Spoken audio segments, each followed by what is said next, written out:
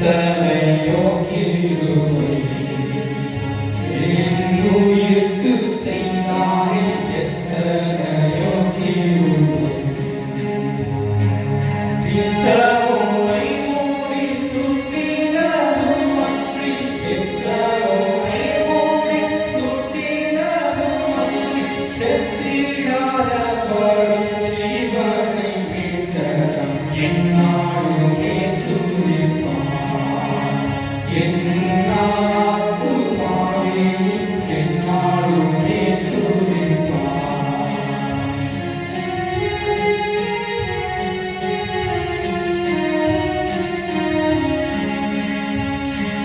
தந்தை தம் பிள்ளைகளுக்கு தயவோடு என்றாலும், தந்தை தம் பிள்ளைகளுக்கு எந்த வேளை அவரோடு நீ தங்கினாய், எந்த வேளை அவரோடு நீ தங்கினாய், சொந்தம் பாராட்டியை தூக்கி சுமப்பாய், என்னாலுமே துதிப்பாய். என்னாலுமே என்னாலுமே துதிப்பாய்.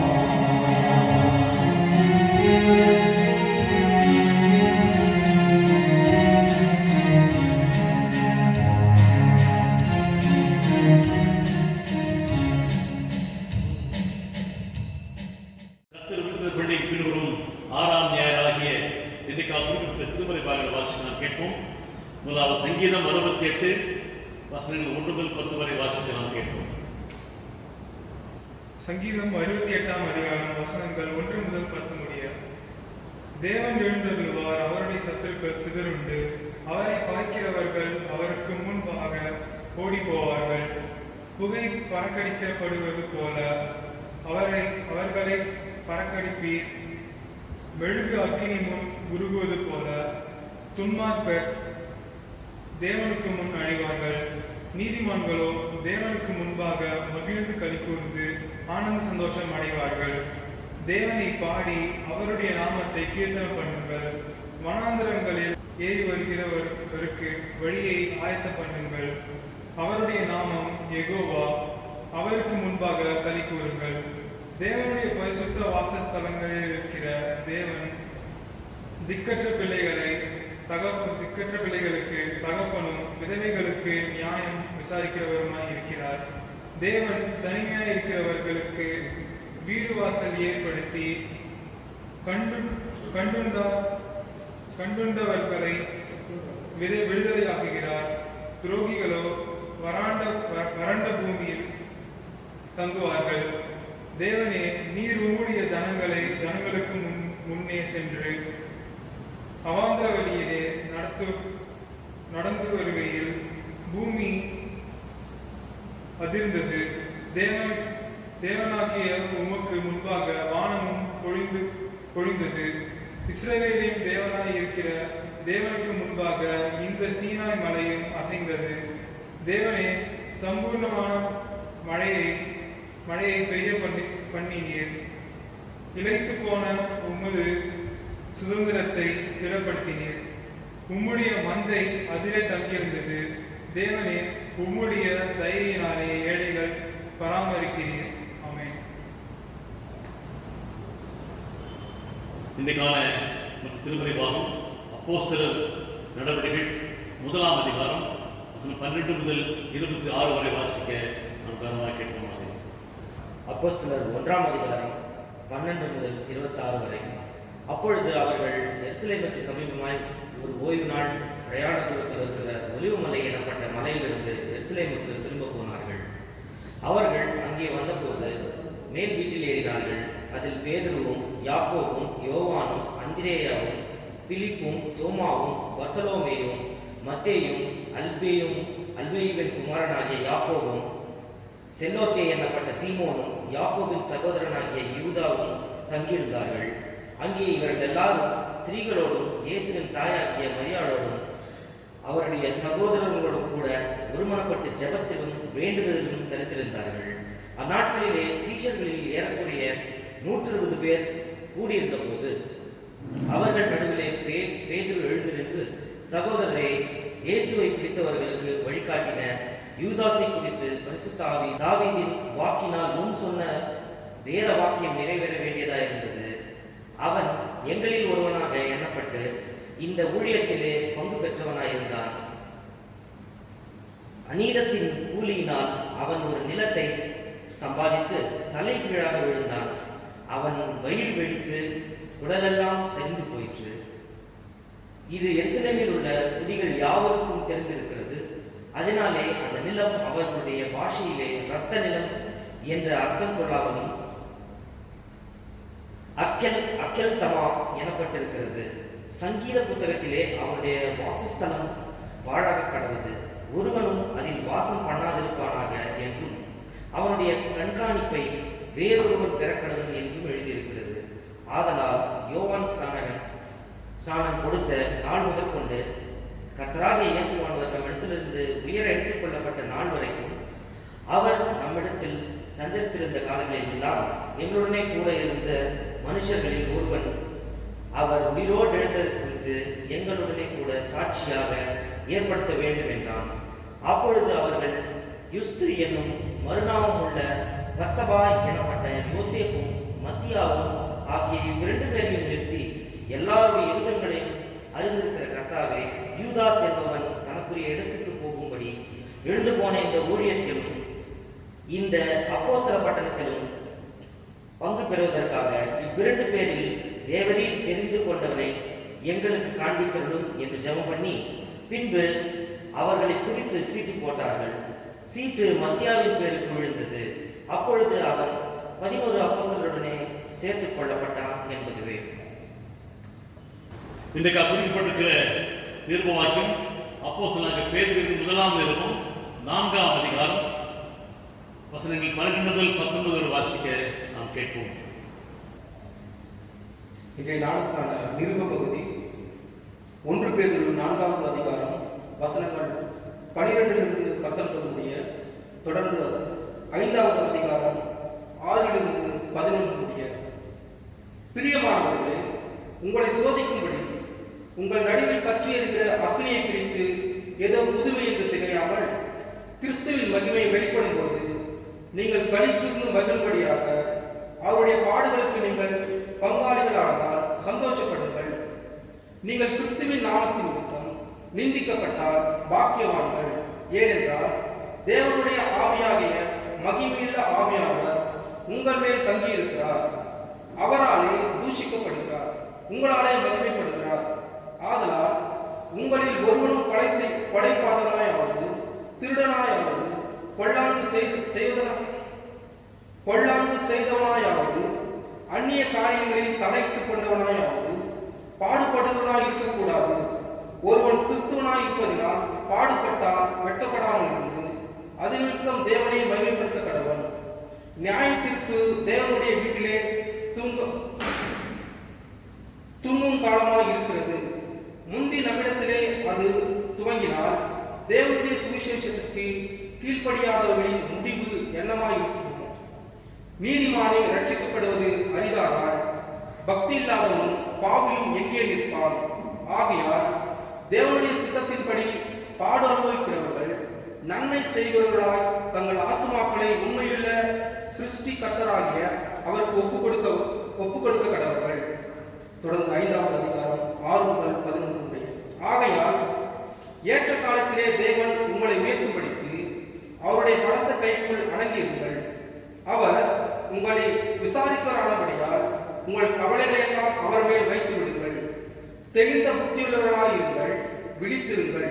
ஏனெனில் உங்கள் எதிராளியாகிய பிசாசானவன் கர்ஜிக்கிற சிங்கம் போல் எவனை விழுங்கலாமோ என்று வகை தேடி சுற்றித் திரிகிறான்.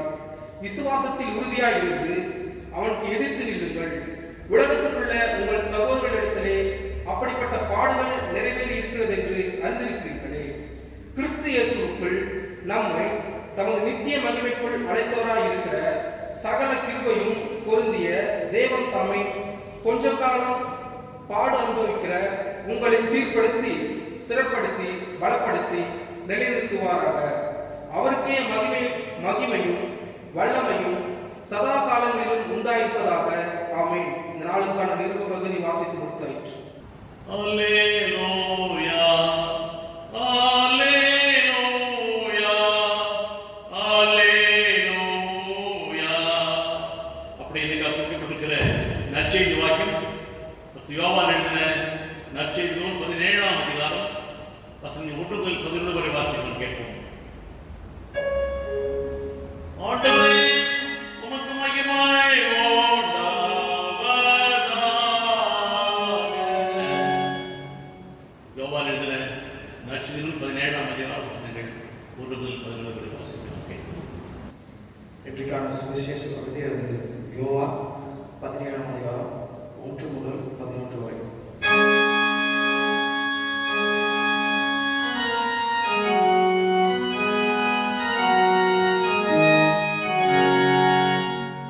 இயேசு இவைகளை சொன்ன பின்பு தம்முடைய கண்களை வானத்துக்கு ஏறெடுத்து, பிதாவே, வேலை வந்தது. நீர் உம்முடைய குமாரனுக்கு தந்தளின யாவருக்கும் அவர் நித்திய ஜீவனை கொடுக்கும் பொருட்டு மாம்சமான யாவர் மேலும் நீர் அவருக்கு அதிகாரம் கொடுத்தபடியே உம்முடைய குமாரன் உம்மை மகிமைப்படுத்தும்படிக்கு நீர் உம்முடைய குமாரனை மகிமைப்படுத்தும். ஒன்றான மெய்தேவனாகிய உம்மையும் நீர் அனுப்பினவராகிய இயேசு கிறிஸ்துவையும் அறிவதே நித்திய ஜீவன். பூமியிலே நான் உம்மை மகிமைப்படுத்தினேன். நான் செய்யும்படி நீர் எனக்கு நியமித்த கிரியை செய்து முடித்தேன். பிதாவே, உலகம் உண்டாகிறதற்கு முன்னே உம்மிடத்தில் எனக்கு உண்டாயிருந்த மகிமையினாலே இப்பொழுது நீர் என்னை உம்மிடத்தில் மகிமைப்படுத்தும். நீர் உலகத்தில் தெரிந்தெடுத்து எனக்கு தந்த மனுஷருக்கு உம்முடைய நாமத்தை வெளிப்படுத்தினேன். அவர்கள் உம்முடையவர்களாக இருந்தார்கள். அவர்கள் எனக்கு தந்தீர். அவர்கள் உம்முடைய வசனத்தை கை கொண்டிருக்கிறார்கள். நீர் எனக்கு தந்தவர்கள் எல்லாம் உம்மாலே உண்டாயின என்று இப்பொழுது அறிந்திருக்கிறார்கள். நீர் எனக்கு கொடுத்த வார்த்தைகளை நான் அவர்களுக்கு கொடுத்தேன். அவர்கள் அவர்களை ஏற்றுக்கொண்டு நான் உம்மிடத்திலிருந்து புறப்பட்டு வந்தேன் என்று நிச்சயமாய் அறிந்து நீர் என்னை அனுப்பினேன் என்று விசுவாசித்திருக்கிறார்கள். நான் அவர்களுக்காக வேண்டிக் கொள்கிறேன், உலகத்துக்காக வேண்டிக் கொள்ளாமல் நீர் எனக்கு தந்தவர்களுக்காக வேண்டிக் கொள்கிறேன். அவர்கள் உம்முடையவர்களாக இருக்கிறார்களே. என்னுடையவைகள் யாவும் உம்முடையவைகள், உம்முடையவைகள் என்னுடையவைகள். அவர்களில் நான் மகிமைப்பட்டிருக்கிறேன். நான் இனி உலகத்தில் இல்லை, இவர்கள் உலகத்தில் இருக்கிறார்கள். நான் உம்மிடத்திற்கு வருகிறேன். பரிசுத்த பிதாவே, நீர் எனக்கு தந்தவர்கள் நம்மை போல ஒன்றாயிருக்கும்படிக்கு நீர் அவைகளை உம்முடைய நாமத்தினாலே காத்துக்கொள்வோம். ஆண்டவருடைய வசனங்களை கேட்டதற்கு மறுமொழியாய் நம்முடைய விசுவாசத்தை அப்போஸ்தல விசுவாச பிரமாணத்தை சொல்லி அறிக்கை செய்வோம். பரலோகத்தை உலகத்தை படைத்த சர்வவல்ல பிதாவை கடவுளை விசுவாசிக்கிறேன். அவருடைய விலைக்கான குமாரனும் நம்முடைய ஆண்டவருமாகிய இயேசு கிறிஸ்துவை விசுவாசிக்கிறேன். இவர் பரிசுத்த ஆவியானவரை பெற்றுக்கொண்டு கன்னிமரியாளிடத்திலிருந்து பதிவாளத்தின் கீழ் பாடப்பட்டு சிலுவையில் அறைந்து மரித்தடக்கம் பண்ணப்பட்டார்.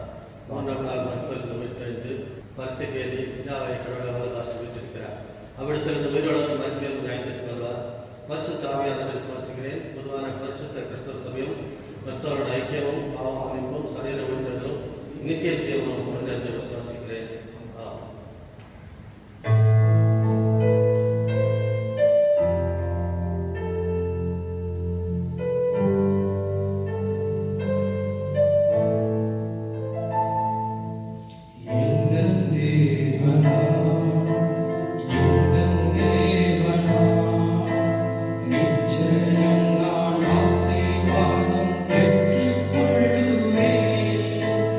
உந்தன் வசனம்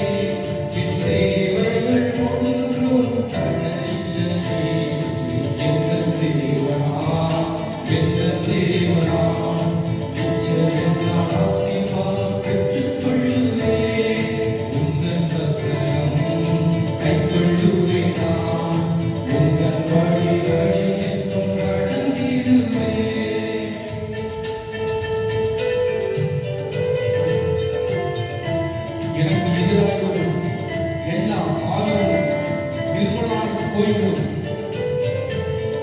என் தேவனால் எல்லாம் கூடும். என் பலன், என் ஆரோக்கியம் எல்லாம் தேவனுடைய தயவு என்று சொல்லி பாடுவோம்.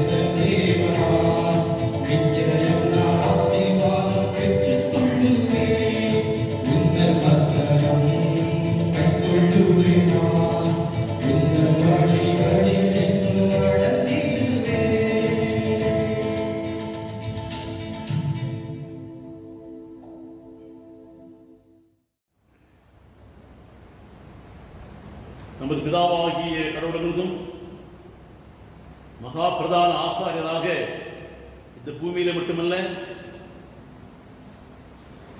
பரலோகத்துக்கு சென்று பிதாவின் வலது பாசத்திலே அமர்ந்து நமக்காக பரிந்து பேசிக் கொண்டிருக்கின்ற அருமை ஆண்டவராகிய இயேசு கிறிஸ்துவின் விருதும் உங்கள் யாவருக்கும் கிருபையும் சமாதானமும் இந்த காலவேளையில் மகிழ்ச்சி உண்டாவதாக. ஆமென். இந்த கர்த்தர் உயிர்த்த பண்டிகைக்கு பின்வரும் 6ஆம் ஞாயிறாகிய இன்றைக்கு குறிக்கப்பட்டிருக்கின்ற அருளுரை பகுதி, அது தூய யோவான் எழுதின நற்செய்தி நூல் 17ஆம் அதிகாரம் வசனங்கள் 1 முதல் 11 வரை வாசிக்க நாம் கேட்போம். The Gospel according to St. John chapter 17 verses 1 to 11. இயேசு இவைகளை பேசின பின்பு அவர் தமது கண்களை வானத்துக்கு ஏறெடுத்து, பிதாவே, வேளை வந்தது. குமாரன் உம்மை மகிமைப்படுத்தும்படி நீர் உம்முடைய குமாரனை மகிமைப்படுத்தும். நீர் உம்முடைய குமாரனுக்கு தந்திருந்த யாவருக்கும் அவர் நித்திய ஜீவனை கொடுக்கும் பொருட்டு மருமக்கள் யாவர் மேலும் நீர் அவருக்கு அதிகாரம் கொடுத்தீரே. மெய்யான ஒரே கடவுளாகிய உம்மையும் நீர் அனுப்பினவராகிய இயேசு கிறிஸ்துவையும் அறிவதே நித்திய ஜீவன். நான் செய்யும்படி நீர் எனக்கு தந்த வேலையை செய்து முடித்து பூமியிலே நான் உம்மை மகிமைப்படுத்தினேன். பிதாவே, உலகம் உண்டாகிறதுக்கு முன்னே உம்மிடத்தில் எனக்கு இருந்த மகிமையால் இப்பொழுது நீர் என்னை உம்மிடத்தில் மகிமைப்படுத்தும். உலகத்தில் இருந்து நீர் எனக்கு தந்த மனுஷருக்கு இந்த நாமத்தை வெளிப்படுத்தினேன். அவர்கள் உம்முடையவர்களாயிருந்தார்கள். அவர்களை எனக்கு தந்தீர். உமது வார்த்தையை அவர் கைக்கொண்டிருக்கிறார்கள். நீர் எனக்கு தந்தவர்களெல்லாம் உம்மிடமிருந்து வருகின்றன என்று இப்பொழுது அறிந்திருக்கிறார்கள். எப்படியெனில் நீர் எனக்கு தந்த வார்த்தைகளை நான் அவர்களுக்கு கொடுத்தேன். அவர்கள் அவைகளை ஏற்றுக்கொண்டார்கள். நான் உம்மிடத்திலிருந்து புறப்பட்டு வந்தேன் என்று நிச்சயமாய் அறிந்தார்கள். நீர் என்னை அனுப்பினீர் என்று நம்பிக்கொண்டார்கள். நான் அவளுக்காக வேண்டிக் கொள்கிறேன், உலகத்துக்காக அல்ல, நீர் எனக்கு தந்தவர்களுக்காக நான் வேண்டிக் கொள்கிறேன். அவர்கள் உம்முடையவர்கள், என்னுடையவர்கள் யாவும் உம்முடையவர்கள், உம்முடையவர்கள் என்னுடையவர்கள். அவர்களில் நான் மகிழ்ச்சிப்பட்டிருக்கிறேன். இனி உலகத்தில் நான் இரேன், இவர்கள் உலகத்தில் இருக்கிறார்கள், நான் உம்மிடத்திற்கு வருகிறேன். பரிசுத்த பிதாவே, அவர்களும் நம்மை போல் ஒன்றாய் இருக்கும்படி நீர் எனக்கு தந்த இந்த நாமத்தில் அவளை காத்துக்கொள்ளும் என்றார் என்பதுவே. மகா பிரதான ஆசாரியராக இந்த பூமியிலே வாழ்ந்த பொழுது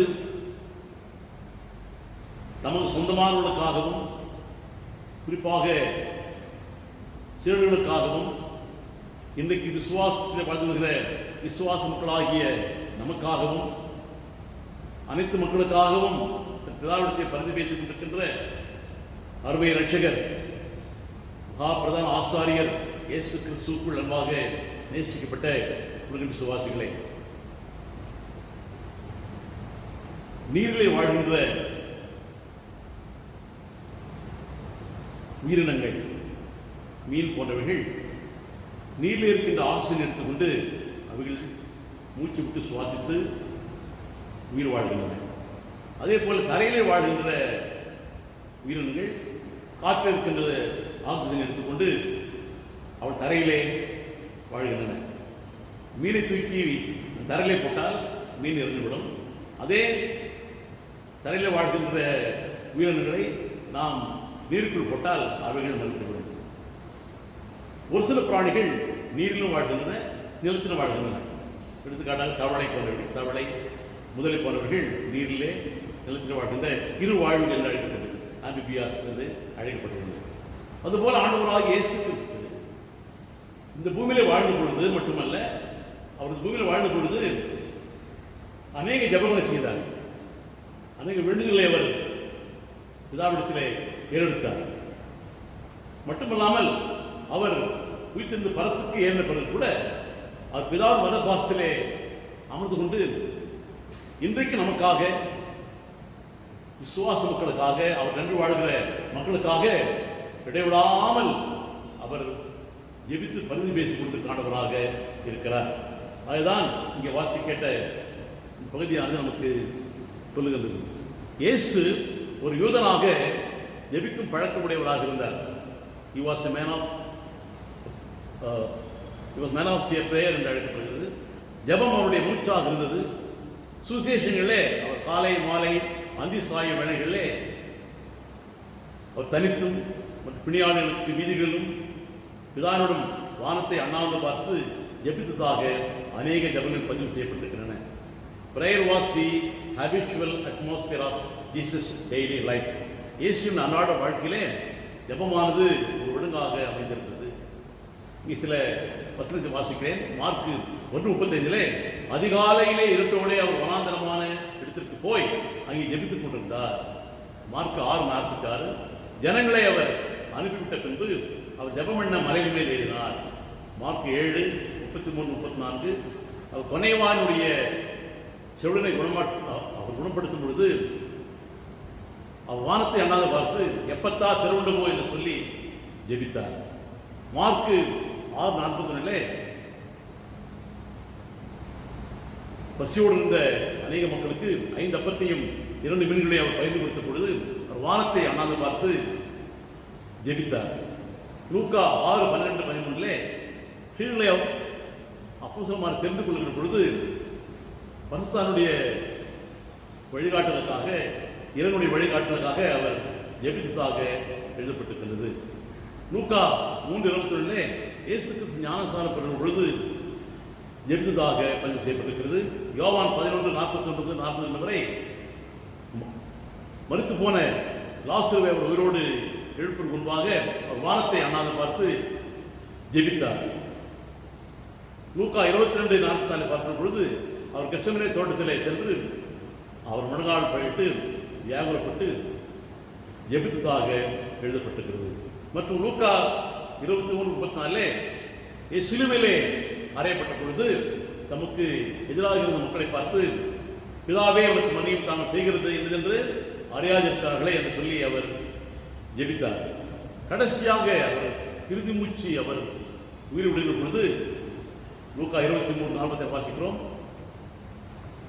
பிதாவே என் ஆவியும் உமக்கரங்களிலே ஒப்புவிக்கிறேன் என்று சொல்லி ஜீவனை விட்டதாக இது போன்று ஏராளமான ஜெப பதிவுகளை நாம் சில வாசிக்க நாம் கேட்கின்றோம். இங்கே வாசிக்கிட்ட இந்த பகுதியானது யோவான் 17 என்பது மகா பிரதான ஆசாரிய ஜெபம் என்று சொல்லி அழைக்கப்படுகிறது. 16ஆம் நூற்றாண்டிலே லூத்தரன் தியாலோஜியன் டேவிட் என்பவர் இந்த வார்த்தை மேல் பயன்படுத்துகிறார். இந்த யோவான் 17ஆம் அதிகாரமானது ஒரு பிரதான ஆசாரிய ஜெபம் ஹைபிரிஸ்ட் பிரேயர் என்று சொல்லி அது அவர் அழைத்தார். இந்த பகுதியிலே ஆண்டவராகிய இயேசு கிறிஸ்து அநேக சத்தியங்களை தம் சீடர்களுக்காக அவர் சொல்லுவதையும் அவர் பிதாவிடத்திலே பரிந்து பேசுகிறதையும் நாம் இங்கே வாசிக்க கேட்கின்றோம்.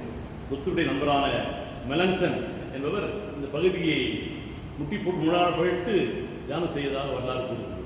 எப்படி மோசே ஒரே மலையிலே கத்தரை பார்த்த பொழுது அங்கே அவர் அந்த முட்புதல் தெரிந்து பொழுது மோசை நீ கிட்ட வராதே, உன்னுடைய பாதத்தை நீ கழட்டி போட்டுட்டு வா, நீ பத்துமான செல்லும் என்று சொன்ன பொழுது மோசே பயந்து அங்கே சென்றாலும் அதே வண்ணமாக இந்த யோவான் 17ஆம் அதிகாரத்தை வாசிக்கிற பொழுது மிகுந்த பக்தியோடு மிகுந்த பக்தி திரையத்தோடு வாசிக்க வேண்டிய மக்களாக இருக்கின்றோம். இதில் நான் பார்க்கிற பொழுது ஆண்டவராகிய இயேசு கிறிஸ்து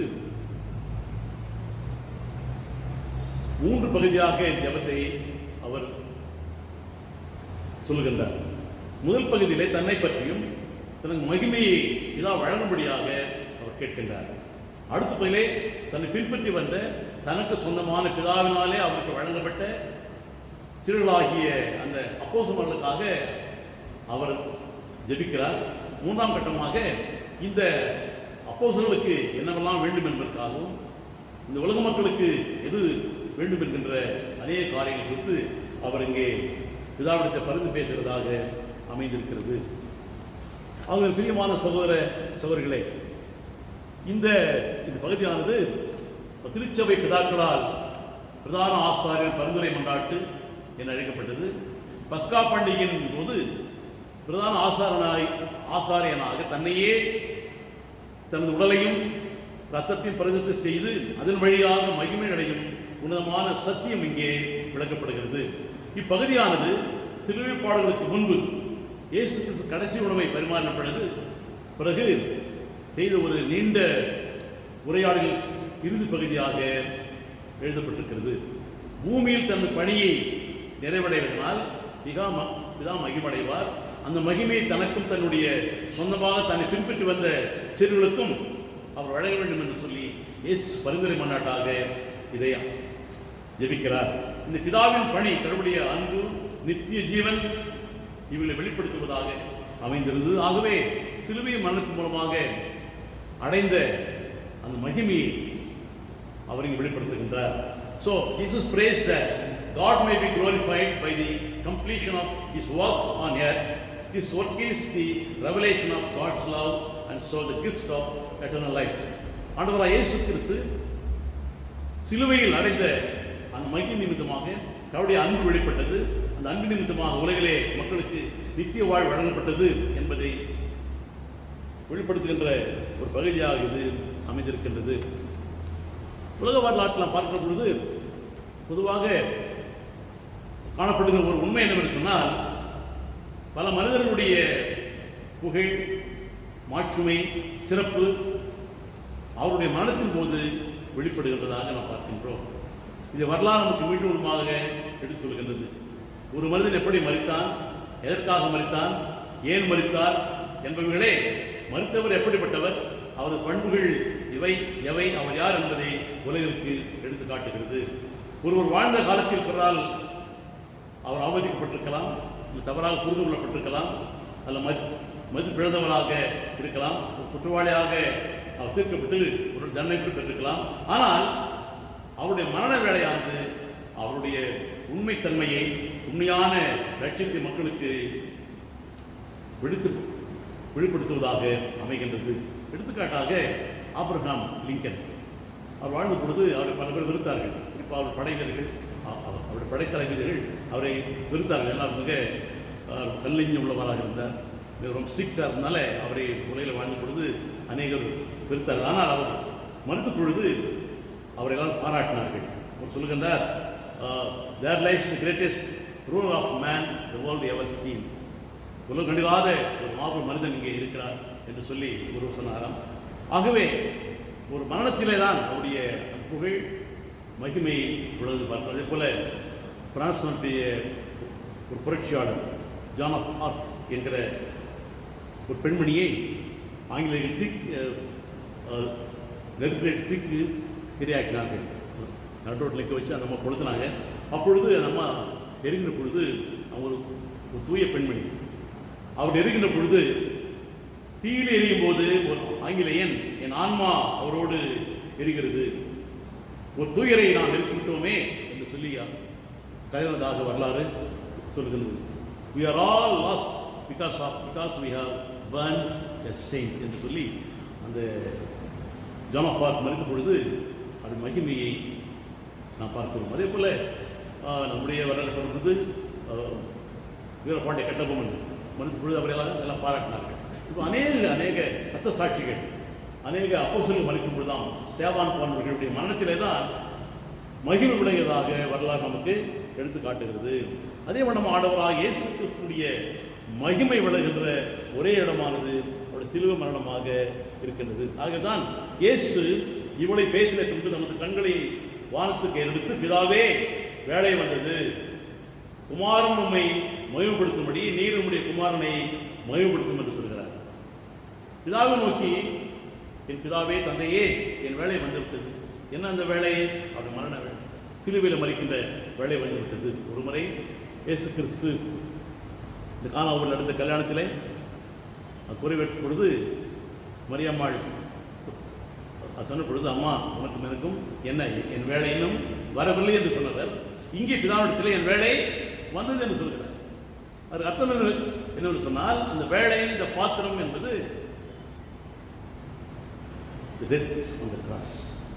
சிலுவை மரணத்தை கொடுக்கிறது. ஆகவே உலகிற்காக ஜீவனை கொடுக்கின்ற, அர்ப்பணிக்கின்ற, உயிரை வழங்குகின்ற வேலை வந்துவிட்டது என்று சொல்லி இந்த மரணத்தின் மூலமாக, சிலுவை மரணத்தின் மூலமாக கிடைக்கும் போன்ற மகிமையை எனக்கு தாரும் என்று சொல்லி இயேசு கிறிஸ்து ஜெபிக்கிறதை பார்க்கின்றோம். ஆகவே ஆண்டவராகிய இயேசு கிறிஸ்துவானவர் நீர் உம்முடைய குமாரனை மகிமைப்படுத்தும், நீர் உம்முடைய குமாரனுக்கு தந்துள்ள யாவருக்கும் அவர் நித்திய ஜீவனை கொடுக்கும் பொருட்டு மனுமக்கள் யாவர் மேலும் நீர் அவருக்கு அதிகாரம் கொடுத்தீரே என்று சொல்கிறார். ஆண்டவராகிய இயேசு கிறிஸ்துவுக்கு எல்லா அதிகாரம் வழங்கப்பட்டது, வானத்திலும் பூமியிலும் சர்வ அதிகாரமுடையவராக அவர் உண்மையிலே இருந்தார். எதற்காக என்று சொன்னால், அதிகாரத்தை அவர் துஷ்பிரயோகம் செய்யாமல் அந்த அதிகாரத்தை அன்பின் செயல்களாக மாற்றி, அதை தியாகமாக மாற்றி, நித்திய வாழ்வுக்கென்று அதை பயன்படுத்தினார். ஆகவே we should not use the authority for misuse. செய்யக்கூடாது. இன்றைக்கு அநேக அதிகாரங்கள் தவறாக பயன்படுத்தப்படுகிறது. அப்படி இல்லாமல் ஆண்டவராகிய இயேசுவுக்கு பிதாவினால் கொடுக்கப்பட்ட அந்த அதிகாரத்தை உலக மக்களுடைய நித்திய வாழ்வுக்காக அவர் அர்ப்பணித்து பார்க்கிறோம். ஆகவே நீர் உம்முடைய குமாரனுக்கு தந்திரன யாவருக்கும் அவர் நித்திய ஜீவனை கொடுக்கும்படிக்கு மனுமக்கள் யாவர் மேலும் அவருக்கு அதிகாரம் கொடுத்தீரே என்று சொல்றார். ஆகவே ஆண்டவராகிய இயேசு கிறிஸ்து தன்னுடைய பிதாவிடத்திலே, அப்பா பிதாவே எனக்கு அதிகாரம் கொடுத்தேன், வல்லமை கொடுத்தேன், எல்லாவற்றையும் நான் உங்களுக்காக நான் பயன்படுத்தினேன், உலக மக்களுடைய நித்திய வாழ்வுக்காக, பாவ மன்னிப்பிற்காக, ஒப்புரவாதுக்காக நான் அழைத்தேன் என்று சொல்லி என்னை மகிழ்வுபடுத்தும் என்று அங்கே தனக்காக ஜெபிக்கிறதை பார்க்கின்றோம். மேலும் இந்த நித்திய வாழ்வு என்ன என்பது அவர் சொல்கின்றார். மெய்யான ஒரே கடவுளாகிய உண்மையும் நீர் அனுப்புவராகிய இயேசு கிறிஸ்துவையும் அறிவதே நித்திய ஜீவன். இந்த நித்திய ஜீவன் என்பது பிதாவையும் அவர் அனுப்பினவராகிய ஆண்டவராகிய இயேசு கிறிஸ்துவையும் விசுவாசிப்பதே. நீர் என்னை அனுப்பினீர், நான் அந்த மக்களுக்கு போயிருத்தேன், அது செயல்படி காட்டினேன், நான் சிலுவிலே என்னை ஒப்புக் கொடுக்க போகிறேன், இதை நம்புகிறவர்களுக்கு நீர் நித்திய வாழ்வு கொடுக்க போகிறேன் என்பதை அழகாக அவர் சுட்டிக்காட்டுகிறார். மெய்யான கடவுளாகிய உண்மையும் நீர் அனுப்பினவராகிய இயேசு கிறிஸ்துவையும் அறிவதே நித்திய ஜீவன் என்று சொல்லி, மேலும் ஆண்டவராகிய இயேசு கிறிஸ்து அந்த மகிமை அவருக்கு எப்படி கிடைச்சதுனால், இதான் தனக்கு கொடுத்த வேலையை அவர் செய்து முடித்தார். He completed all the work which was given by his father. பிதாவினாலே அவர் கொடுக்கப்பட்ட எல்லா பணிகளையும் சிறப்பாக செய்து முடித்தார். நான் செய்யும்படி எனக்கு தந்த வேலையை செய்து முடித்து என்று சொல்கிறார். ஆகவே ஆண்டவராகிய இயேசு கிறிஸ்து மகிமை சிலுவையின் வழியாக வந்தது.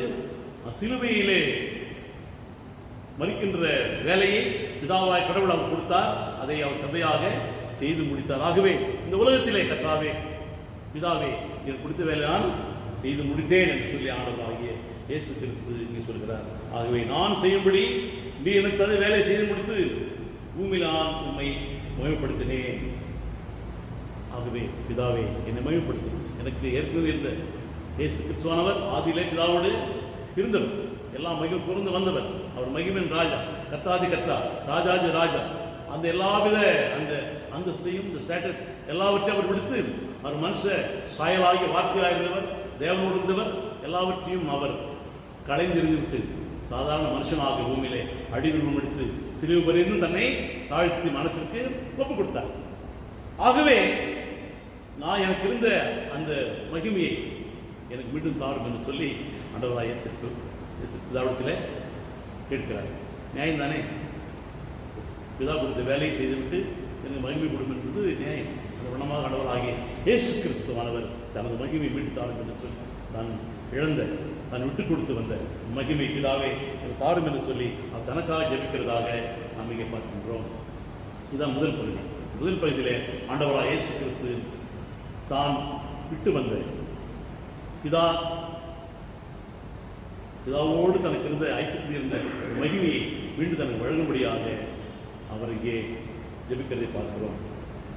இரண்டாவது பகுதியில் பார்க்கும் பொழுது ஆண்டவராகிய இயேசு கிறிஸ்து இந்த உலகத்திலே நான் மகிமைப்படுத்தினேன், இந்த மகிமையை உம்மாலே கொடுக்கப்பட்டவர்கள் எழுதியிருக்கிறார்கள், அவர்கள் என்னுடைய சீடர்கள், அவர்களுக்கு தர வேண்டும் என்று சொல்லி இருக்கிறார். தான் பெற்ற அந்த வாழ்வை, தான் பெற்ற அந்த மகிமையை எனக்கு பின்னாலே உலகத்திலே வாழப்போகிற சீடமானவர்களுக்கு அவர் கொடுக்க வேண்டும் என்று அங்கே ஜெபிக்கிறார்.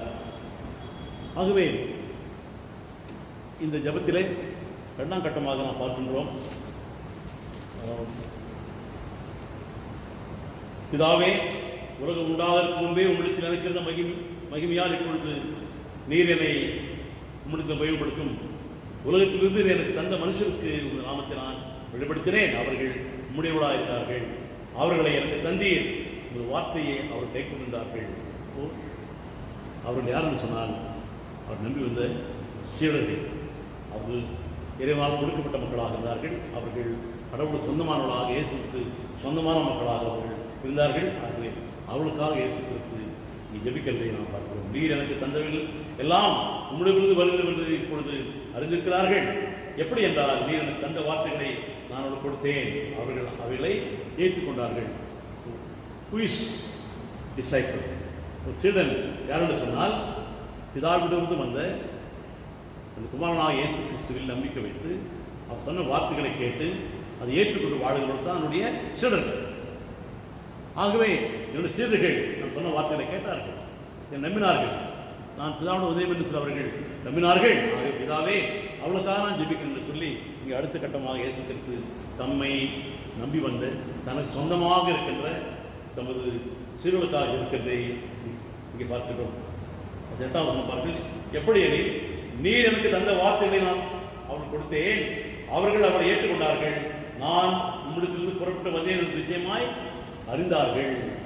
நீர் என்னை அனுப்பினீர் என்று சொல்லி அவர்கள் நம்பிக்கொண்டார்கள். ஆகவே உண்மையான சீடர்கள் இயேசு கிறிஸ்து பிதாவிலிருந்து வந்தவர் என்றும் அவர் சொன்ன வார்த்தைகள், அவர் செய்த செயல்கள், அவருடைய அன்பின் நடவடிக்கைகள் அத்துணையும் பிதாவாய கடந்து வந்து என்று சொல்லி ஏற்று நம்பிக்கோடு வாழ்ந்த மக்களாக இருக்கிறார்கள்.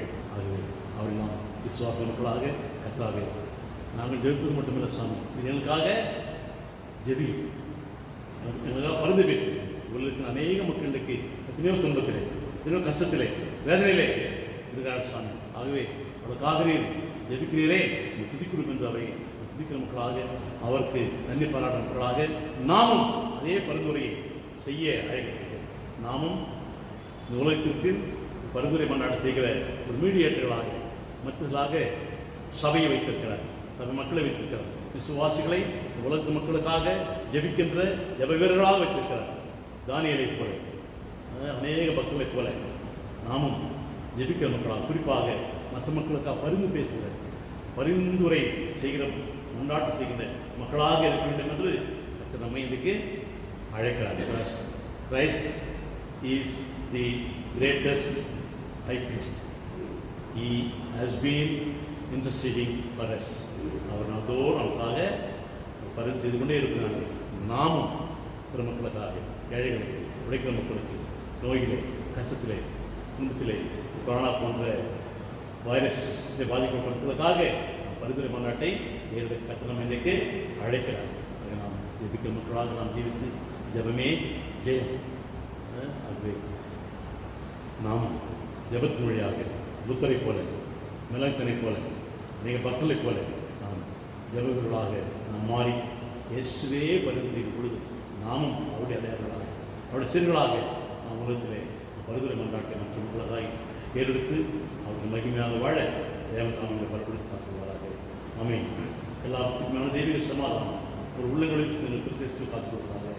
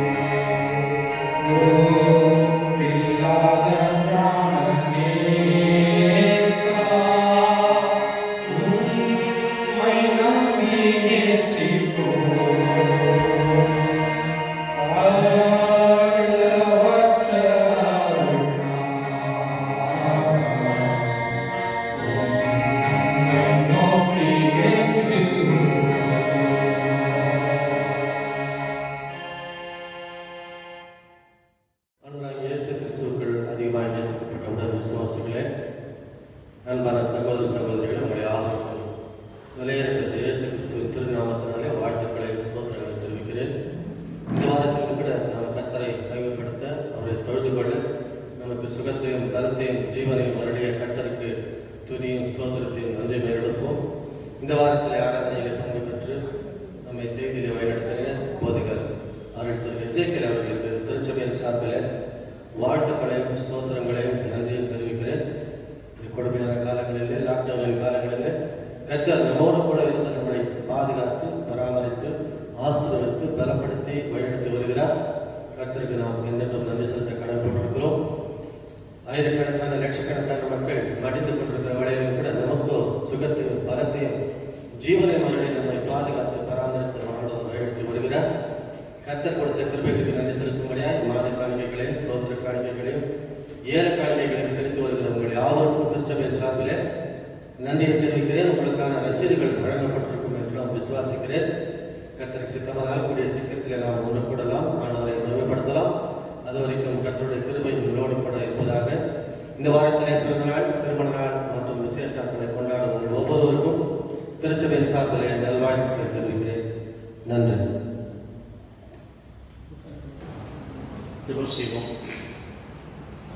எல்லா வளங்களும் என்றென்று வாழ்ந்தவருமாகிய எங்கள் பரமத்தவர்களே,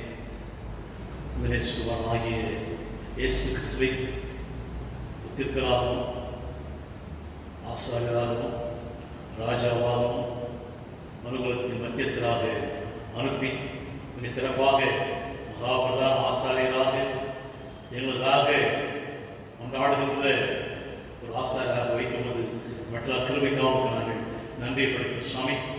ஆண்டவரே, இதோ நேசமாகிய இயேசு கிறிஸ்துவின் சிறு மனத்தின் வழியாக அவர் அடைந்த மகிமையை நாங்களும் பெற்று அந்த மகிழ்ச்சியின் வாழ்க்கையை நாங்கள் வாழத்தக்கதாக எங்களை ஆட்கொள்ளுமாறு வேண்டிக் கொள்வதாவே, இதோ மகாபிரதான ஆசாரியராகிய எங்கள் ஆண்டவராகிய இயேசு கிறிஸ்துவாகிய சுவாமி, அந்த கடைசி இரவு ராத்திரியிலே உமக்கு சொந்தமான மக்களாக பிதாவால் உமக்கு அருளப்பட்ட சீருடக்காக நீர் ஜெபித்தீர் சுவாமி. இந்த உலக மக்களுக்காக ஜெபித்தீர், விசுவாச மக்களுக்காக நீர் பரிந்துரை மன்றாட்டை செய்தீர்கள். இந்த உலகில் வாழ்கிற மக்களாகிய உண்மை நம்புகிற மக்களாகிய நாங்கள் ஒன்றாயிருக்கவும், நாங்கள் பரிசுத்தப்படவும், அன்பாயிருக்கவும், நித்திய ஜீவனை பெற்றுக்கொள்ளவும், சத்தியத்தால் நாங்கள் பரிதஸ்தி செய்யப்படவும், உம்மோடு கூட இணைந்து இந்த உலகிலே முக்கிய பணியாற்றுகின்ற பலத்திலே கொடுத்தமைக்காக நாங்கள் நன்றி படைக்கிறோம் சுவாமி. நாங்கள் எப்பொழுதும் பிதாவாகிய தேவனும் நீரும் எவ்வாறு ஒன்றாயிருக்கிறீர்களோ, அன்பிலே ஒருவர் இணைந்திருக்கிறீர்களோ, அதே போல சுவாமி நாங்களும் அன்பிலே கட்டப்பட்டவர்களாக ஒருவருக்கு ஒருவராக நாங்கள் சந்தோஷமாக, சமாதானமாக, ஐக்கியமாக வாழ்ந்து நீர் எவ்வாறு மக்களுக்காக பரிந்துரை செய்தீர்கள் சுவாமி, நாங்களும் அதே விடமாக இந்த உலக மக்களுக்காக பரிந்துரை மன்றாட்டை ஏறெடுத்து இந்த உலகத்தின் மக்களுக்காக கஷ்டத்திலே, துன்பத்திலே, நோயிலே, பலமான அவஸ்தையிலே, வேலையில்லாத திண்டாட்டத்திலே தவிக்கிற மக்களுக்காக நாங்கள் பரிந்துரை செய்கிறோம் சுவாமி. ஆண்டவரே, பிரதான ஆசிரியராக சுவாமி, நமது பலவீனங்களுக்காக பரிந்துரைக்கக்கூடிய ஒரு பிரதான ஆசிரியராக இல்லாமல் எல்லா விதத்திலும் எங்களை போல் சோதிக்கப்பட்டும் பாவமில்லாத இந்த நீர் எப்படி எங்களுக்காக பரிந்துரை மன்றாட செய்தீர்கள் சுவாமி, நாங்கள் அதே போல மற்ற மக்களுக்காரர்கள் இப்படி பரிந்துரை ஜனங்களை ஏற்படுத்தின மனப்பான்மை அளிக்க முடியாது இருக்கிற சுவாமி. கர்த்தாவே, நீயான் பிரதான ஆசாராக நீர் தாமே உலகத்திலே வந்து எங்களுக்காக நீர் ஜெபித்தீர், சீர்களுக்காக ஜெபித்தீர், சொந்தமான மக்களுக்காக நீர் ஜெபித்தீர் சுவாமி. அது மட்டுமல்ல, ஒரு நிபுணுக்கு சென்றது பரலோகத்திலே பிதாவுடைய பணியிலே பிதாவுடைய வலப்பாசலை நீர் விட்டுக்கிற பொழுதும் எங்கள் மேல் அன்பு வைத்து, எங்கள் மேல் கரிசனை வைத்து இன்றைக்கும் எபித்துக் கொண்டு வருவது மற்ற திரும்பிக்காக நாங்கள் மீண்டும் நன்றி படைக்க சுவாமி. ஆண்டவரே, இந்த வேலையை கொண்ட எல்லா மக்களையும் ஒரு விசுவாசங்கள் பேர்களாக ஆசீர்வதிக்குமாறு ஜெபிக்கிறோம் சுவாமி. ஆண்டவரே, சாப்பிட தலைவர், செயலர் மற்றும் குழல், இன்னும் மூவன்மார்கள், தாய்மார்கள், சகோதர சகோதரிகள் யாவரையும் நீர் பேர்களாக நபர் நபராக ஆசீர்வதிக்க முடியாது சுவாமி. அனைத்து மக்களுக்காக மன்றாட மன்றாட்டை கேட்பார் நாங்கள் உறுதியாக நம்புகிறோம் சுவாமி. கர்த்தாவே இந்த உலகில் வாழ்கிறவர்களாக நாங்கள் இப்படி தீமைக்கு நாங்கள் காக்கப்பட்டவர்களாக இந்த உலகத்தை ஆண்டவரே எங்களுக்காக நீர் அளித்த எல்லா பணிகளையும் நாம் சீர்திருத்தமாக செய்து முடித்து நாங்கள் மகிழ்ச்சி கிடைத்ததாக எங்களை நாட்கள் வேண்டுகின்றோம். இந்த வாரம் முழுவதும் இந்த மாதம் முழுவதும் வேறொரு ஆசை நான் செய்கிற எல்லா பணிகளுக்கு 110 எங்களுக்கு ஆசீர்வாதமாக மாற்றி கொடுக்குமாறு இருக்கின்றோம். ஆண்டவரே நாம் கேட்டவர்கள் கேட்பதனை ஆசீர்வாதமான நன்மைகள் யாவற்றையும் நாங்கள் இந்த காலங்களிலே கொரோனா வைரஸாலே பாதிக்கப்பட்டிருக்கிற உலக மக்கள் அனைத்து மக்கள் சாமி கூட சீக்கிரத்திலே சுகத்தை பெற்றாண்டவரே அவர்கள் பெரிய ஆபத்திலிருந்து நீங்க பெற்று சந்தோஷமாக ஆரோக்கியமாக வளமோடு வாழ இந்த அறிவிலிருந்து காத்துக்கொள்ள வேண்டும் என்று எங்கள் அறிவுரைகளும் தேவனுக்காக தினந்தோறும் பரிந்து பேசிக் கொடுக்கின்ற மகா பிரதான ஆசாரியர் இயேசுவின் நிமித்தமாக காலமதிவாவே ஆமென். அவரும் கர்த்தருடைய ஆசீர்வாதத்தை பெற்றுள்ளமாக கர்த்தர் ஆனவர்களை ஆசீர்வதிகளை காப்பாராக. கர்த்தர் ஆனந்த குடும்பத்தை உன்மேல் பிரகாசிக்க பண்ணி உன்மேல் கிருபையாயிருப்பாராக. கர்த்தர் ஆனந்த குடும்பத்தை உன்மேல் பிரசன்னமாக செய்து உனக்கு சமாதானம் கட்டளையிடுவாராக.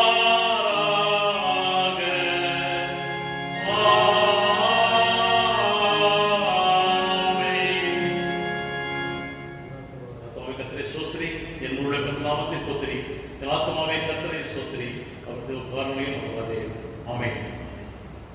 God bless you.